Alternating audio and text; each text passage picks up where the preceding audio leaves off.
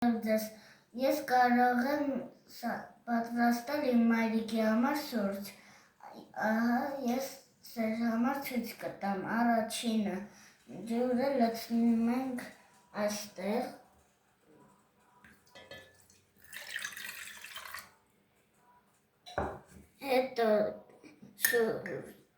հետո լցնում ենք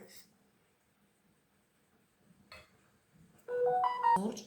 մեկ գթալ սուրճ և դնում ենք գազաչաղի վրա, որ պատրաստվի։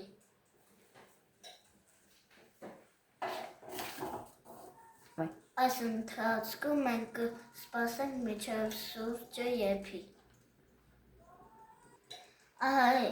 եփեց սուրճը, ես հիմա կլցնեմ բաժակի մեջ, որ իմ մայրիկս վայելի։